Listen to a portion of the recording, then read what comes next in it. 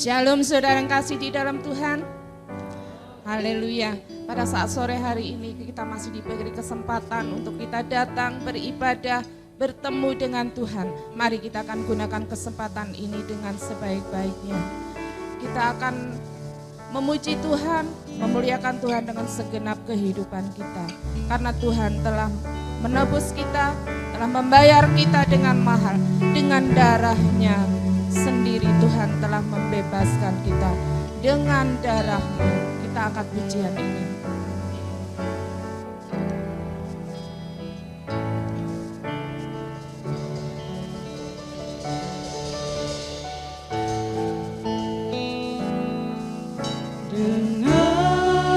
Padamu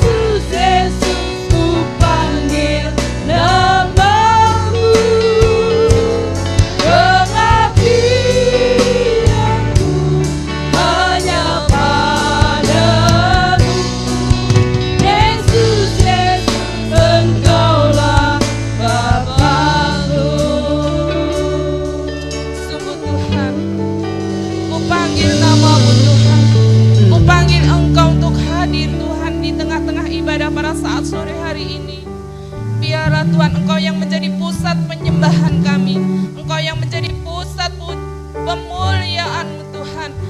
Oh haleluya, pujian-pujian ini Tuhan kami haturkan hanya kepada-Mu Tuhan, untuk kami belajar membalas cinta kasih-Mu yang begitu besar Tuhan. Urapi kami semua Tuhan dengan urapan Roh Kudus-Mu Tuhan, sehingga kami Tuhan boleh dengan segenap kehidupan kami Tuhan, kami memuliakan nama-Mu Tuhan. Kami percaya Engkau ada di tengah-tengah kami dan Engkau siap mendengarkan pujian kami Tuhan, dan kami serahkan ibadah sore hari ini sepenuhnya ke dalam tangan kuasa-Mu di dalam nama Tuhan Yesus. Haleluya, amin. Saudara tetap berdiri, bangkit berdiri, kita akan memuliakan Tuhan dengan satu pujian, Tuhan Allah kita.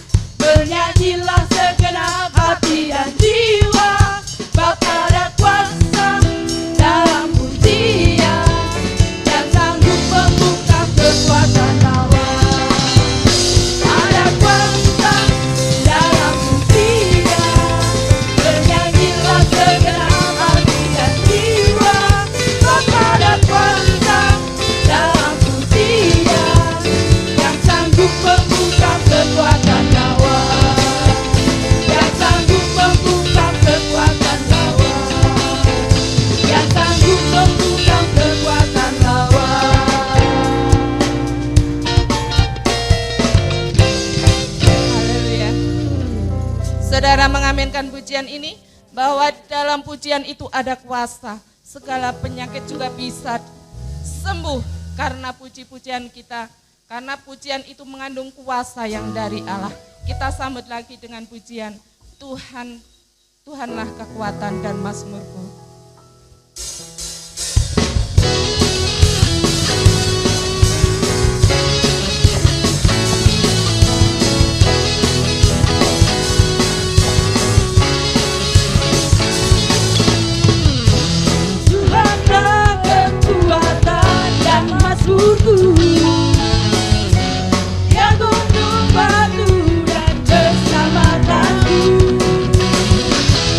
Hanya pada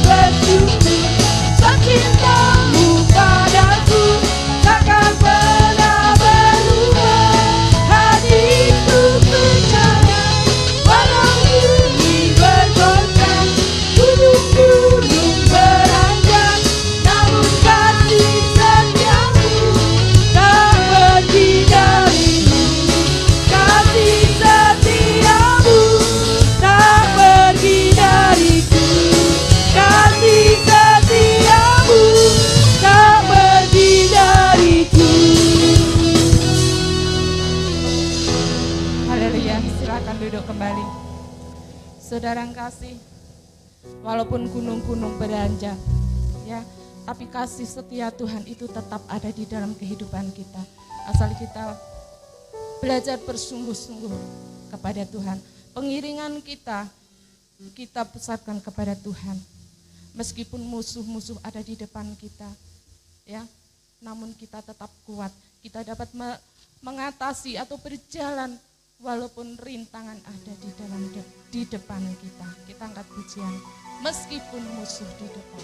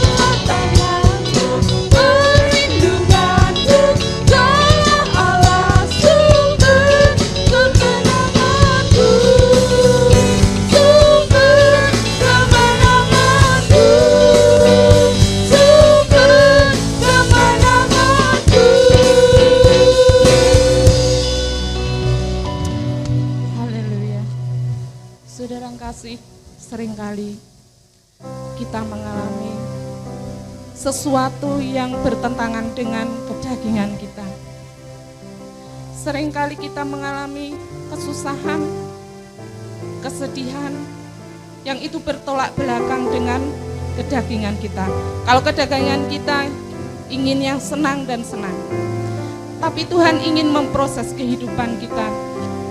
Dan seringkali sesuatu yang tidak mengenakan itu terjadi dalam kehidupan kita, supaya iman kita boleh bertambah-tambah dewasa di dalam Tuhan. Dan Tuhan sudah mengukur seberapa besar iman kita kepada Tuhan. Dan Tuhan izinkan permasalahan terjadi, sakit penyakit terjadi di dalam kehidupan kita itu. Tuhan sudah tahu ukuran iman kita. Namun kita hanya bisa berkata, Tuhan berikan kami kemampuan untuk menanggung segala perkara yang terjadi dalam hidup kita. Sebenarnya kita akan diberkati lewat firman Tuhan yang boleh membaharui hidup kita. Iman kita semakin bertambah-tambah lagi di dalam Tuhan. Segala perkara dapat kutanggung bersama Yesus. Kami undang saudara untuk bangkit berdiri.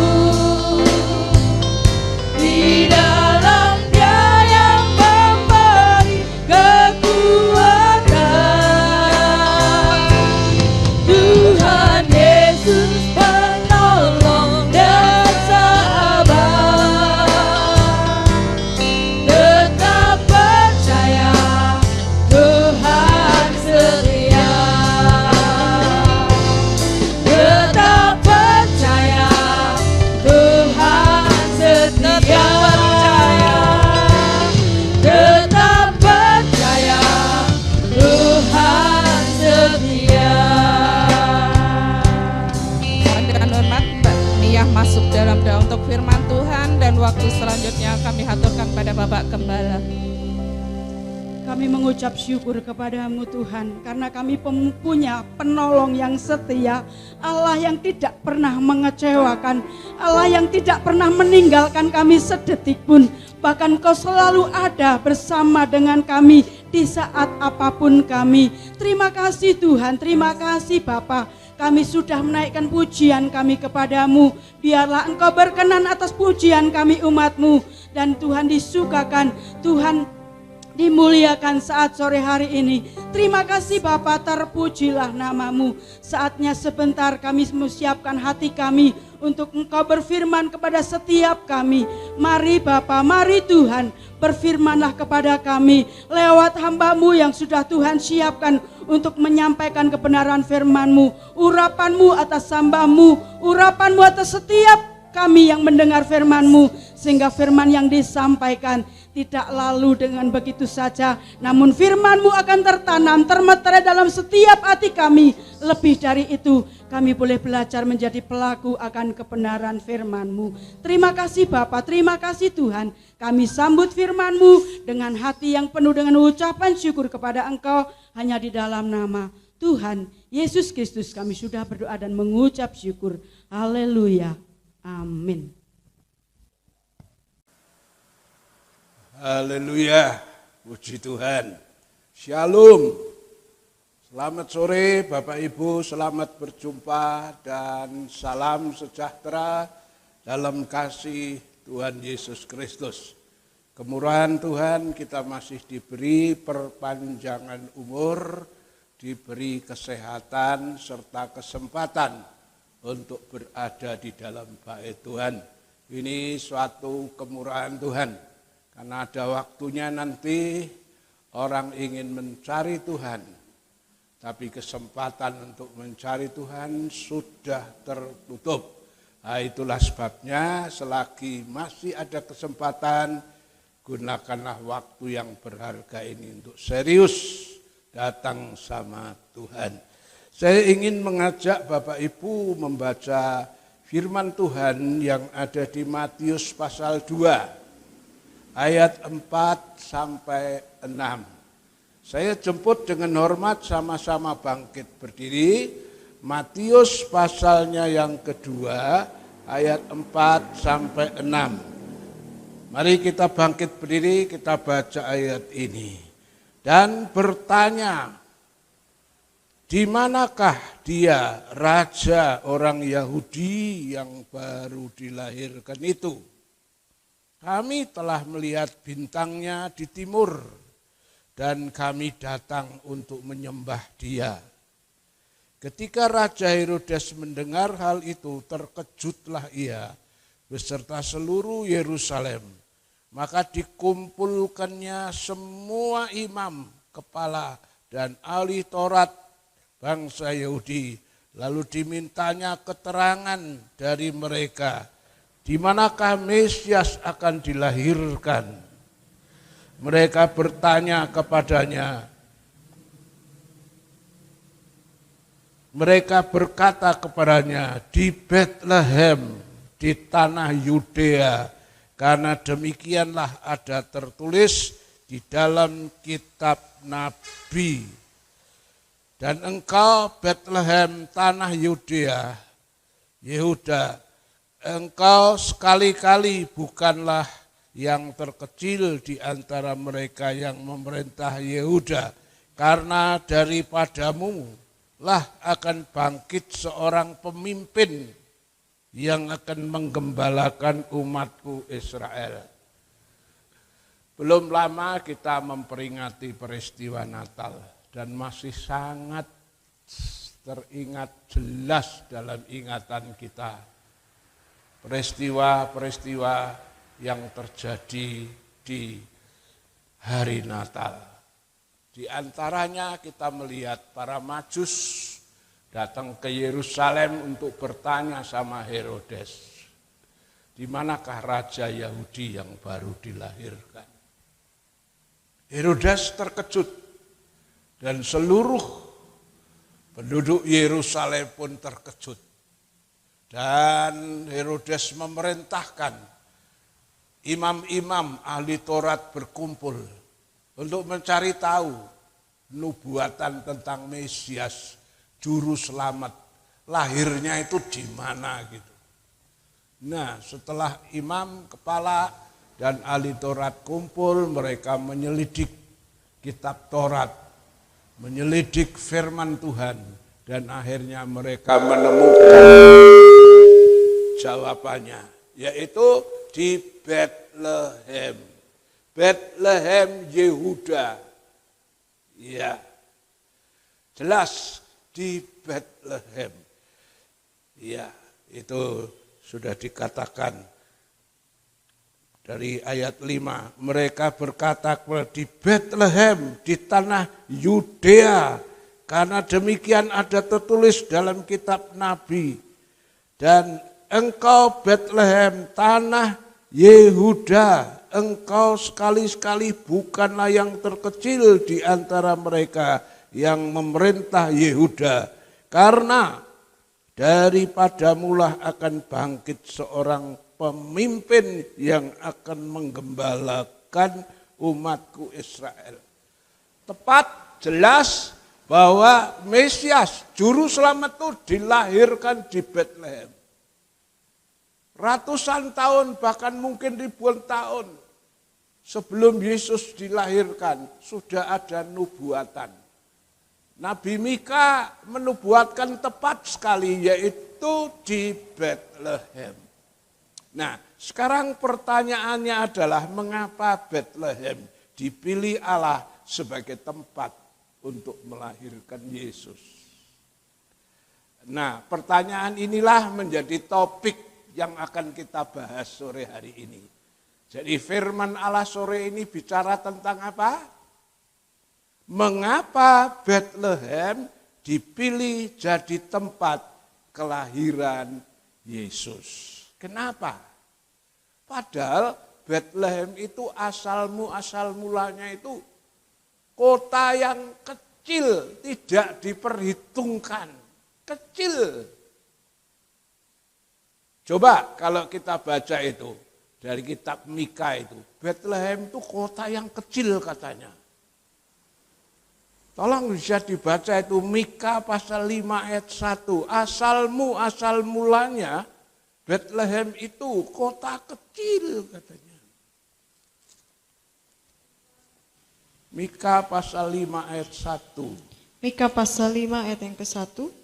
Tetapi engkau, hai Bethlehem Efrata, hai yang terkecil di antara kaum-kaum Yehuda, daripadamu akan bangkit bagiku seorang yang akan memerintah Israel, yang permulaannya sudah sejak purbakala, sejak dahulu kala.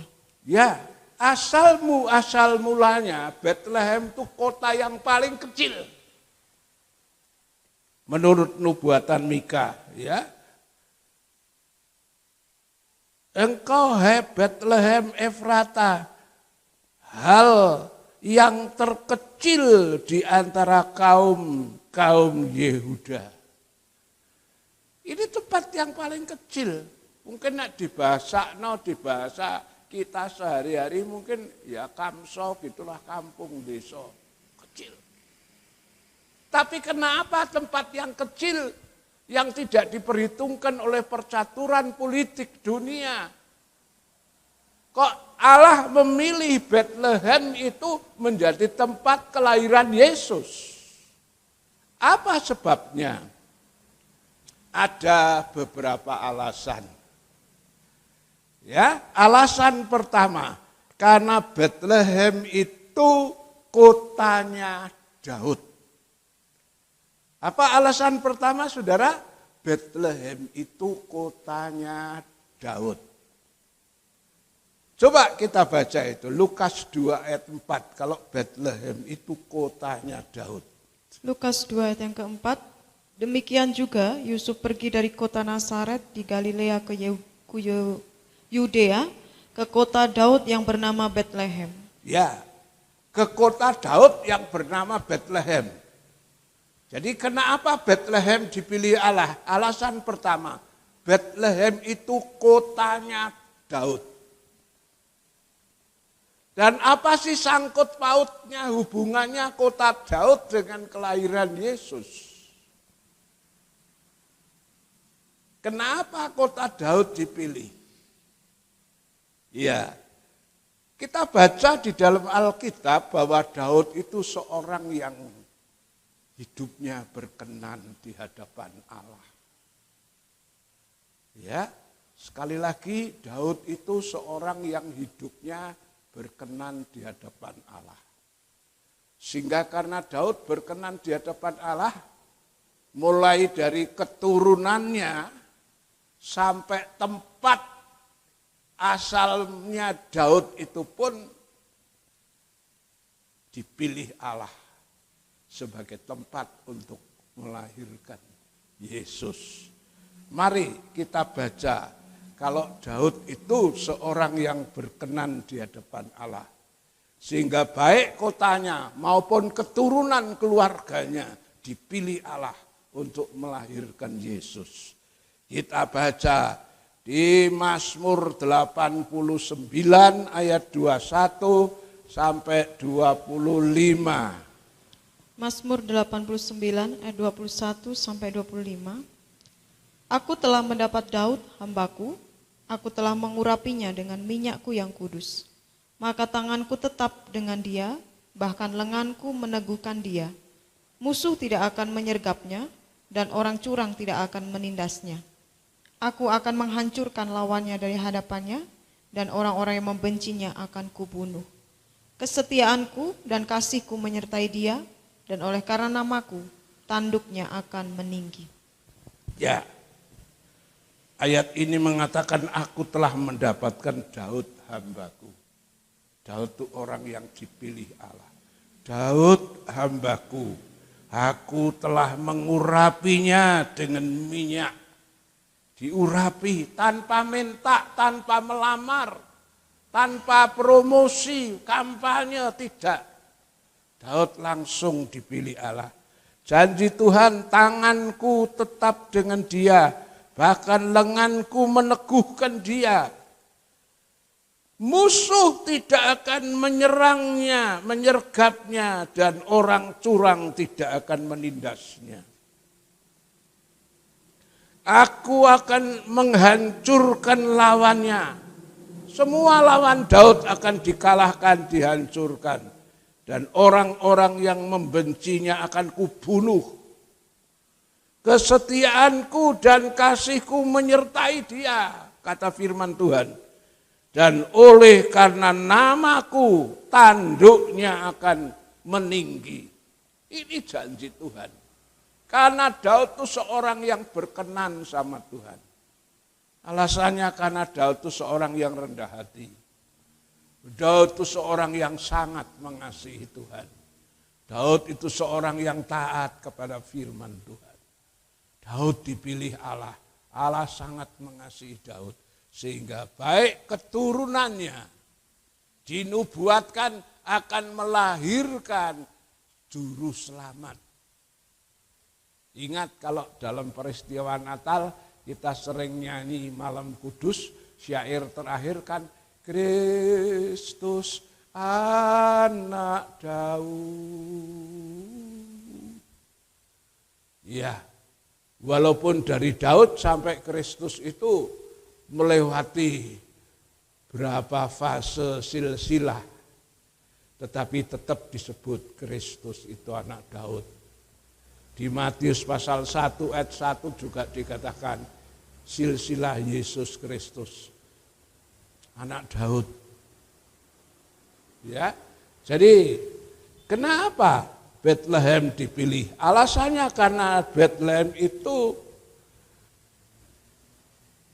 tempat kelahiran dan asalnya Daud. Dan karena Daud itu sangat mengasihi Tuhan, maka Daud berkenan mulai dari kotanya sampai keturunannya dipilih Allah untuk melahirkan Yesus Kristus. Nah, ini mempunyai pelajaran gambaran rohani, saudara. Kalau saudara jadi orang Kristen yang serius sama Tuhan, rendah hati, nurut firman, mengasihi Tuhan sungguh-sungguh, maka Tuhan juga akan membela saudara dan saya. Dan sampai anak cucumu pun akan diberkati oleh Tuhan. Coba satu ayat, kalau anak cucu orang benar itu akan diberkati Tuhan. Mazmur 37 ayat 25. Mazmur 37 ayat 25. Dahulu aku muda, sekarang telah menjadi tua, tetapi tidak pernah kulihat orang benar ditinggalkan atau anak cucunya meminta-minta roti. Aku tidak pernah melihat orang benar ditinggalkan, sampai anak cucunya itu minta-minta roti. Apa artinya janji Tuhan untuk keluarga orang Kristen yang sungguh sama Tuhan? Dipelihara sampai anak cucunya diperhatikan.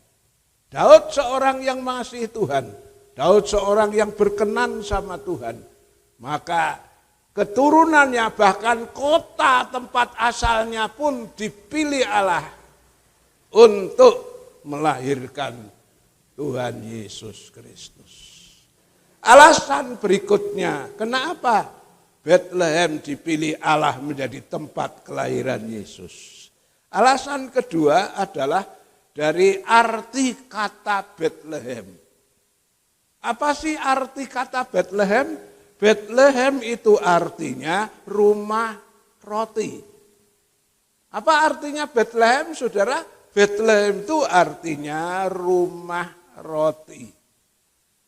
Sedangkan roti itu sendiri secara rohani menggambarkan firman Tuhan. Ya, Bethlehem artinya rumah roti. Dan roti itu sendiri secara rohani menggambarkan firman Tuhan. Coba ada di Matius 4 ayat 4 itu. Tuhan Yesus bilang, bukan saja dari roti manusia bisa hidup. Matius 4 ayat yang keempat. Tetapi Yesus menjawab, ada tertulis, manusia hidup bukan dari roti saja, tetapi dari setiap firman yang keluar dari mulut Allah. Manusia tidak hidup hanya dari roti, makanan jasmani, tetapi dari firman yang keluar dari mulutnya Allah. Jadi roti secara rohani itu gambaran dari firman Tuhan. Bethlehem rumah roti itu menggambarkan orang Kristen yang mau dengar dan mau simpan firman Tuhan. Orang Kristen yang di dalam hidupnya, dalam hatinya mempunyai firman Tuhan. Orang Kristen yang sedemikian ini akan mengalami kehadiran, kelahiran Tuhan dalam setiap aspek kehidupannya. Ya, jadi alasan kedua kenapa Bethlehem dipilih, karena Bethlehem itu artinya rumah roti. Sedangkan roti itu sendiri menggambarkan firman Tuhan. Dalam pengertian rohani itu memberi pelajaran supaya saudara dan saya boleh menjadi seperti Bethlehem, di mana hatimu menyimpan firman Allah. Rumah roti artinya di mana rumah itu ada roti. Kalau rumah hatimu ada roti firman Allah, saudara akan dipilih oleh Allah. Mengalami penyertaan dan kehadiran kelahiran Tuhan di dalam setiap kehidupanmu. Nah, kita maju selangkah lagi sekarang. Apa sih ciri dan tanda-tanda dari orang Kristen yang menyimpan firman? Ciri dan tanda-tanda Kristen Bethlehem. Kristen yang menyimpan firman Tuhan. Apa ciri dan tandanya? Yang pertama, Kristen Bethlehem, orang Kristen yang menyimpan firman Allah, ciri pertama adalah terhindar dari perbuatan dosa. Atau tidak gampang jatuh dalam dosa. Kita baca ayatnya. Kalau orang Kristen yang simpan firman Allah tidak gampang jatuh dalam dosa, terhindar dari perbuatan dosa. Mazmur 119 ayat 11. Mazmur 119 ayat 11. Dalam hatiku aku menyimpan janjimu, supaya aku jangan berdosa terhadap Engkau. Ya, ayat ini katakan dalam hatiku ku menyimpan janjimu. Nek terjemahan lama itu mengatakan, maka perkataanmu telah kutaruh dalam hatiku. Pantekosta tempo dulu kalau mau dengar firman biasanya suka nyanyi ini. Maka perkataanmu telah kutaruh dalam hatiku, supaya jangan aku berdosa padamu. Apa artinya? Orang Kristen yang menyimpan firman Tuhan terhindar dari perbuatan dosa. Ya, ketika saudara dan saya suka menyimpan firman, saudara tercegah, terhindar dari melakukan perbuatan dosa. Contoh yang jelas kita melihat pemuda yang namanya Yusuf. Siapa sih yang tidak tahu dalam usia muda? Kita semua yang pernah mengalami muda. Cobaan, godaan masa muda itu sangat berat. Karena itu Paulus bilang jauhi diri dari keinginan anak-anak muda. Pemuda yang namanya Yusuf sebagai budak belian. Lah wong atase budak belian jongos.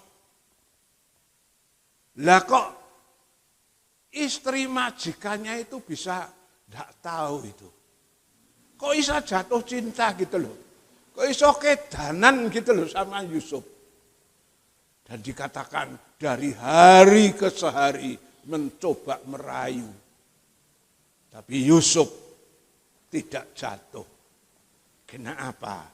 Yusuf pemuda yang menyimpan firman. Coba Mazmur Kejadian 39 ayat 7 sampai 10. Kejadian 39 ayat 7 sampai 10. Selang beberapa waktu istri tuannya memandang Yusuf dengan birahi, lalu katanya, "Marilah tidur dengan aku." Tetapi Yusuf menolak dan berkata kepada istri tuannya itu, "Dengan bantuanku, tuanku itu tidak lagi mengatur apa yang ada di rumah ini, dan ia telah menyerahkan segala miliknya pada kekuasaanku. Bahkan di rumah ini ia tidak lebih besar kuasanya daripadaku, dan tiada yang tidak diserahkannya kepadaku selain daripada engkau, sebab engkau istrinya. Bagaimanakah mungkin aku melakukan kejahatan yang besar ini?" Bagaimanakah mungkin aku melakukan kejahatan yang besar ini? Dan berbuat dosa terhadap Allah. Dan berbuat dosa terhadap Allah. Walaupun dari hari ke hari. Walaupun dari hari ke hari. Perempuan itu membujuk Yusuf. Perempuan itu membujuk Yusuf. Yusuf tidak mendengarkan bujukannya itu. Untuk tidur di sisinya dan bersetubuh dengan dia. Iya, dari hari ke sehari. Tidak tahu itu berlaku berapa bulan. Tidak tahu itu berlaku berapa tahun. Dari hari ke sehari istri Potifar membujuk untuk berbuat dosa. Untuk melakukan perbuatan perzinahan. Tapi Yusuf tetap menolak. Kenapa? Karena pemuda ini dalam hatinya menyimpan firman Tuhan. Jadi ciri-ciri orang yang menyimpan firman, dia terhindar. Ya, tidak gampang jatuh dalam perbuatan dosa. Karena ada firman yang selalu mengingatkan. Yang kedua, ciri orang Kristen yang menyimpan firman, dia akan menjadi orang Kristen yang kuat secara rohani dan bisa mengalahkan si jahat itu. 1 Yohanes 2:14.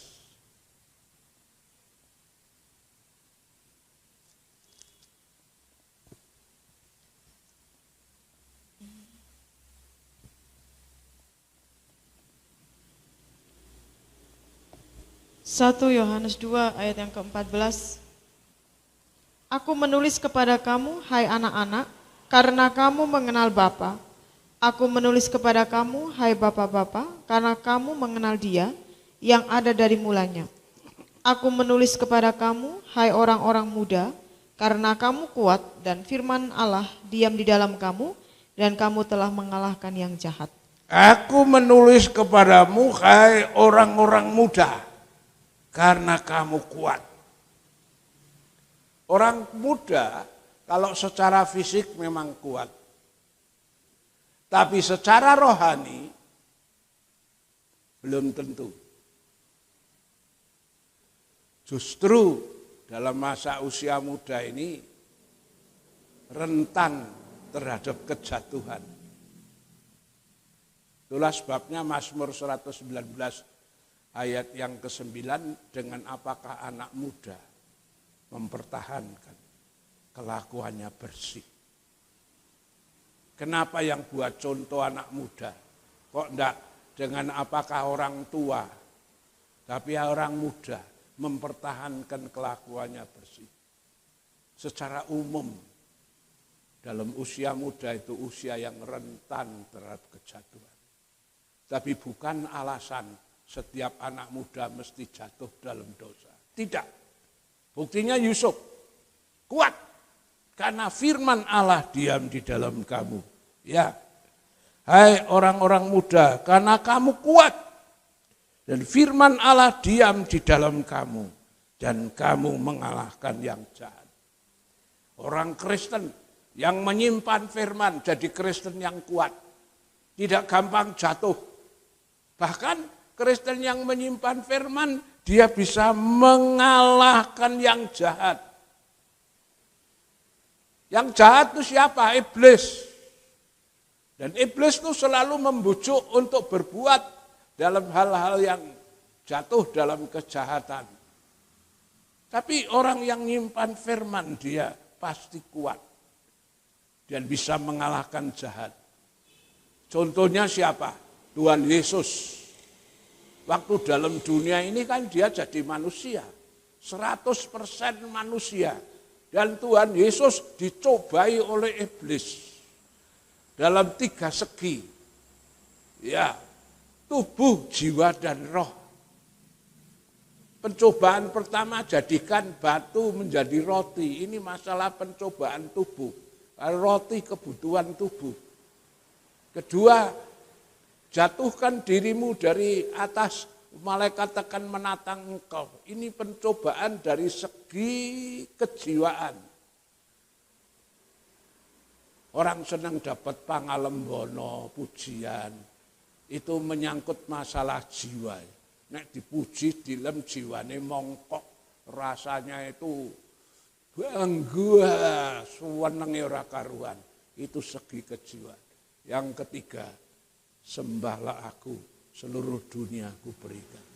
Penyembahan itu masalah roh. Karena Yohanes 4 mengatakan penyembah yang benar akan menyembah dalam roh. Yesus jadi manusia 100%. Dicobai dalam 3 segi, tubuh, jiwa, dan roh. Yesus menang. Kenapa? Di dalam hati Yesus menyimpan firman Allah. Saudara bisa temukan di Matius pasal 4 itu. Baik ayat 4, ayat 7, ayat 10. Yesus selalu menangkis cobaan itu dengan ada tertulis. Coba kita baca tuh.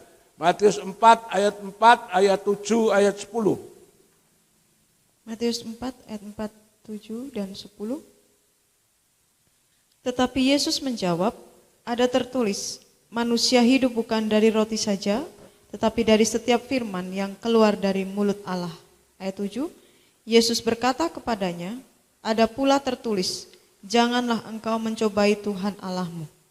Ayat 10, maka berkatalah Yesus kepadanya, enyahlah iblis, sebab ada tertulis, engkau harus menyembah Tuhan Allahmu dan hanya kepada Dia sajalah engkau berbakti. Kenapa Yesus menang dari si jahat, dari segala pencobaan itu? Karena Yesus memiliki firman. Yesus itu sendiri adalah firman yang menjelma menjadi manusia.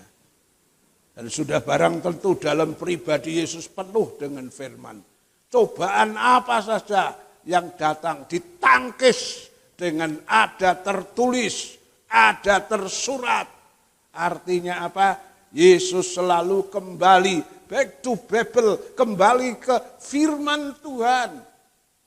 Itulah sebabnya Yesus selalu menang.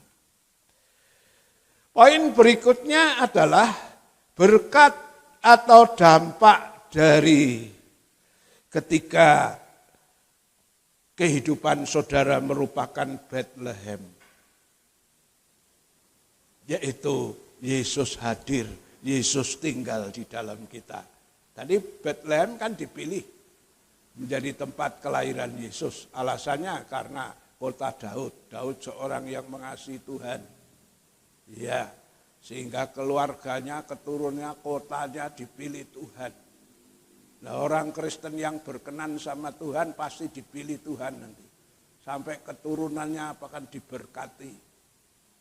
Ya, kita lihat tadi Bethlehem itu dipilih karena alasan kedua, karena dari artinya itu rumah roti. Gambaran Kristen yang menyimpan firman.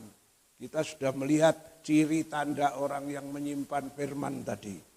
Sekarang masuk poin berikutnya adalah berkat atau dampak yang dialami ketika seseorang itu hidupnya seperti Bethlehem.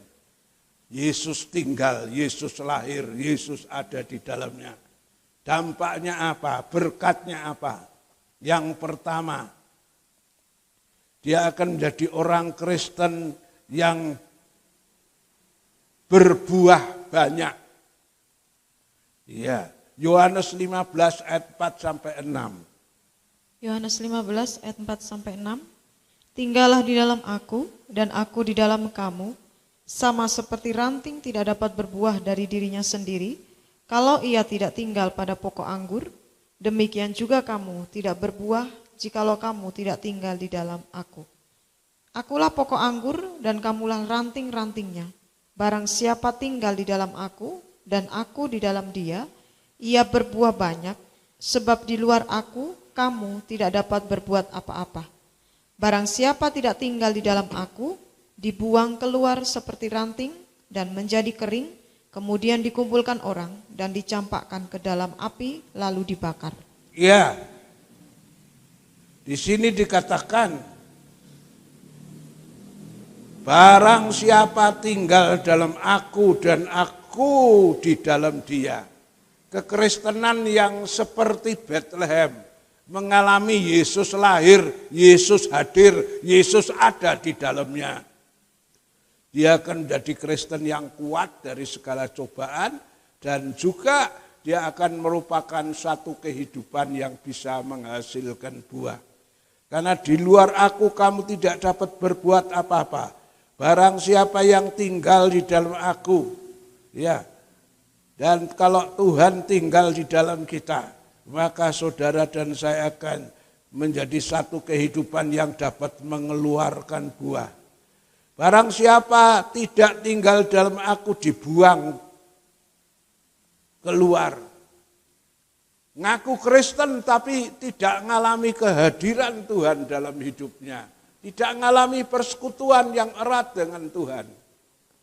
Kristen yang sedemikian akhirnya akan terbuang. Iya, tapi kekristenan yang ya dia betul-betul mengalami tinggal dalam Tuhan.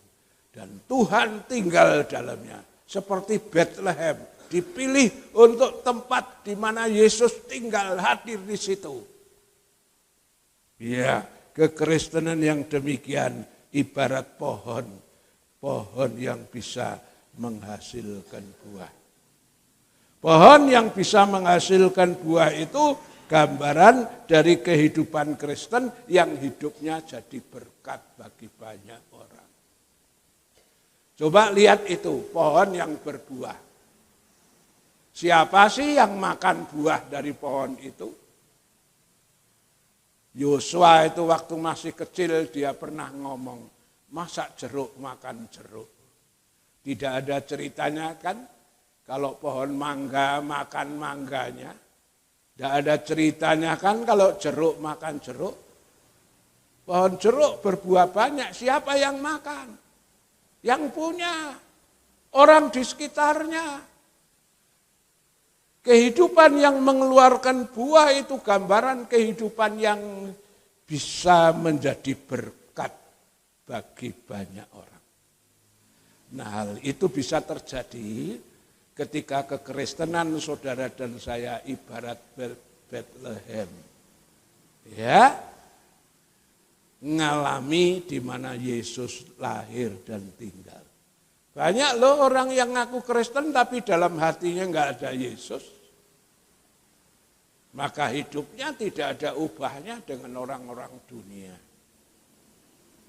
Ya, tapi Kristen yang seperti Bethlehem mengalami kehadiran Tuhan, Tuhan tinggal dalamnya ibarat pohon yang bisa menghasilkan buah. Yang kedua, kekristenan yang seperti Bethlehem mengalami Yesus lahir tinggal di dalamnya, dia akan mengalami sepanjang hidupnya mengalami damai sejahtera dari Tuhan. Meskipun sekitarnya susah, meskipun mungkin secara ekonomi dia orang yang pas-pasan saja. Tetapi kalau dalam hatinya ada Yesus, dia mengalami suasana damai sejahtera. Yohanes 20, 19, 21. Yohanes 20 ayat 19 sampai 21. Ketika hari sudah malam, pada hari pertama minggu itu, berkumpullah murid-murid Yesus di suatu tempat dengan pintu-pintu yang terkunci, karena mereka takut kepada orang-orang Yahudi. Pada waktu itu datanglah Yesus dan berdiri di tengah-tengah mereka dan berkata, "Damai sejahtera bagi kamu." Dan sesudah berkata demikian, ia menunjukkan tangannya dan lambungnya kepada mereka. Murid-murid itu bersukacita ketika mereka melihat Tuhan. Maka kata Yesus sekali lagi, "Damai sejahtera bagi kamu. Sama seperti Bapa mengutus aku, demikian juga sekarang aku mengutus kamu." Waktu Yesus sudah bangkit dari kematian, murid-murid masih merasa takut. Karena setelah Yesus bangkit dari kematian, kok enggak seperti dulu ya. Kalau dulu sebelum mengalami kematian kan tiap hari bersama dengan mereka. Setelah bangkit itu di mana itu Yesus? Hanya satu saat saja bisa hadir menemui mereka.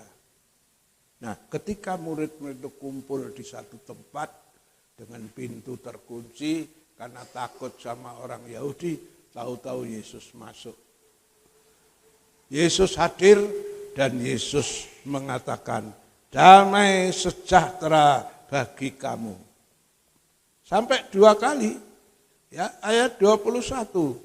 Maka kata Yesus sekali lagi, "Damai sejahtera bagi kamu. Sama seperti Bapa mengutus aku, demikian juga sekarang aku mengutus kamu." Ketika Yesus hadir, mereka mengalami damai sejahtera. Yang tadinya takut sama orang-orang Yahudi. Tapi ketika Yesus hadir, semua ketakutan itu hilang. Apalagi setelah mereka dipenuhi dengan Roh Kudus. Roh Allah yang tinggal dalam hati mereka. Membuat mereka menjadi berani. Karena Kisah 1 ayat 8, "Kamu akan menjadi saksi bagiku. Yerusalem, Yudea, Samaria, sampai ke ujung bumi."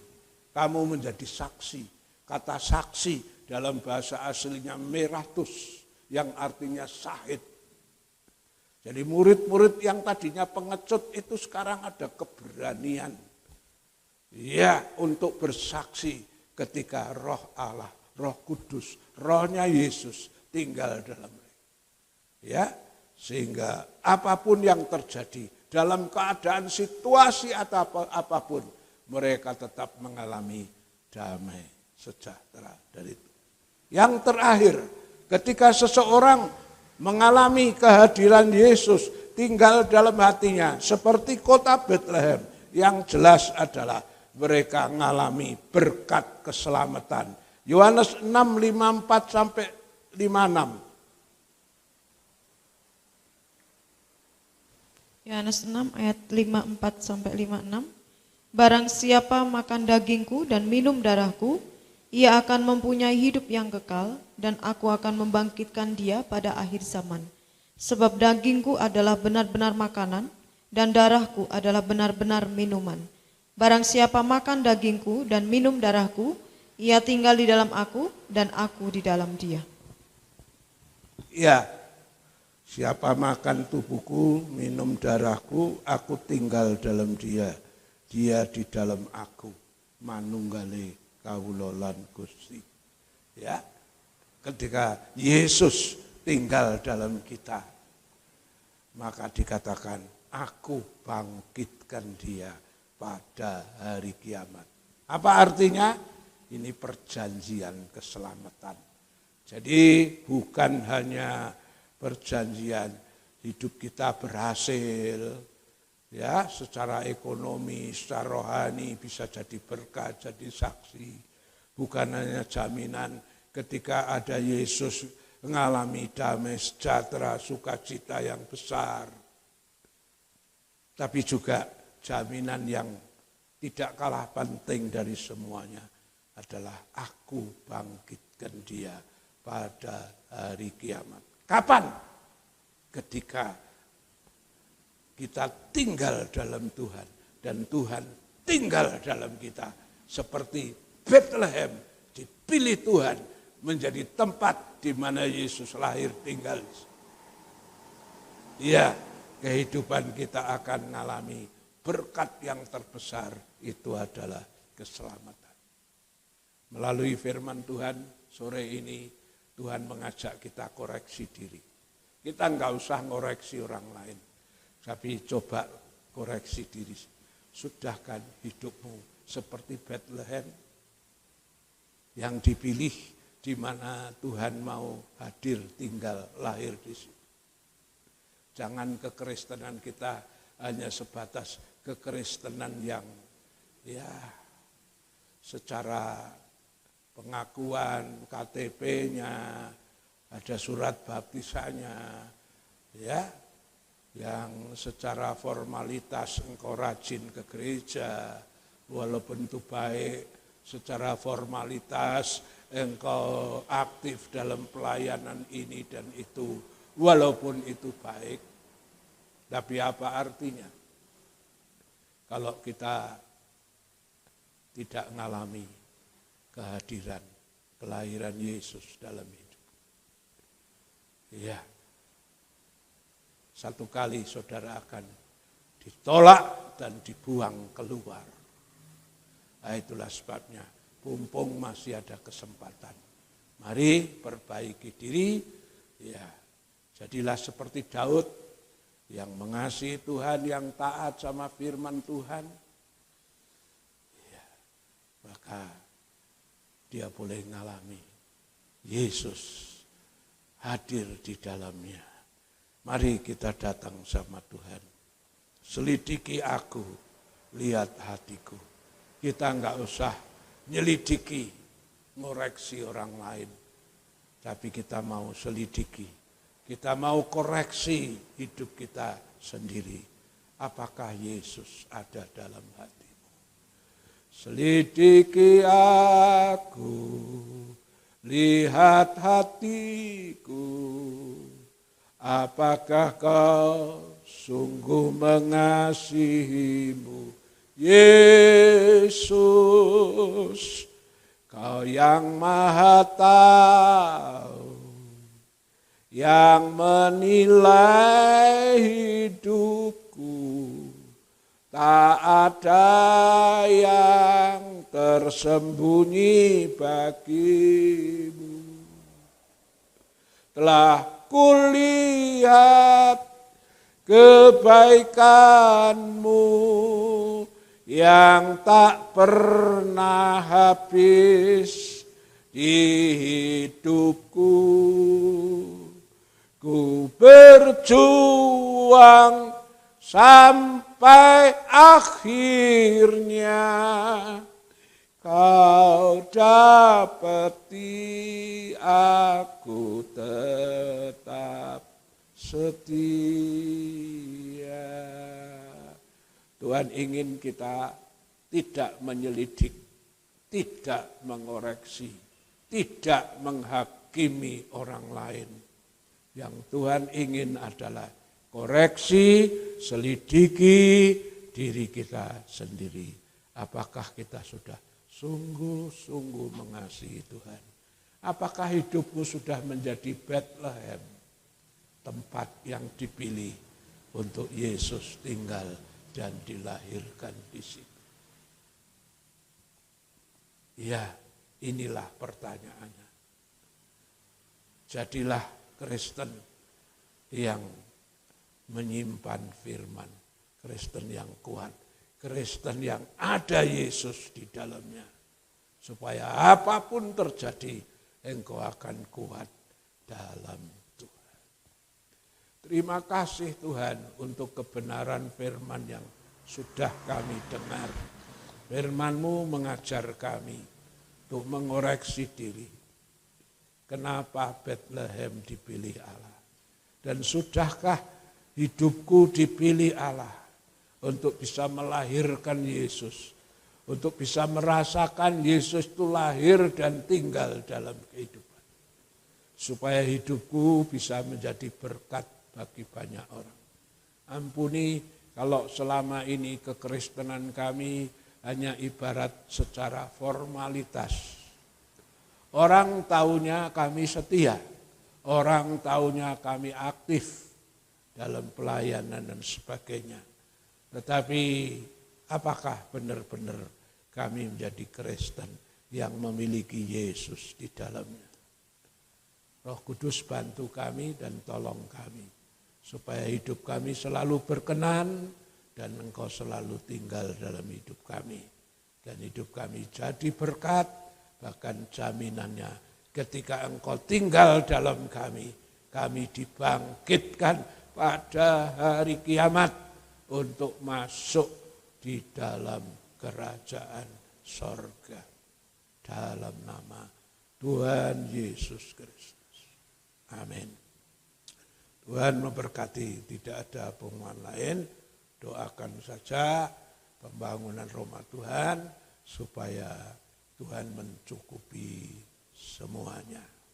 Haleluya. Kita juga berdoa buat persiapan KKR tanggal 22 di Magelang, supaya Tuhan bekerja, banyak jiwa diselamatkan, mukjizat terjadi.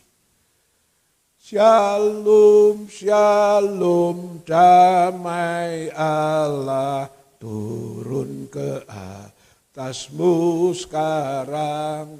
Shalom, shalom, damai Allah sekarang dan selamanya. Seperti sungai mengalir lembut gemercik, seperti burung merpati, damai surgawi.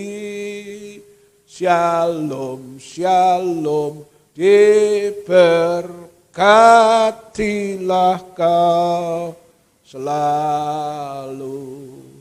Berkat atas nama Bapa, Anak, Roh Kudus.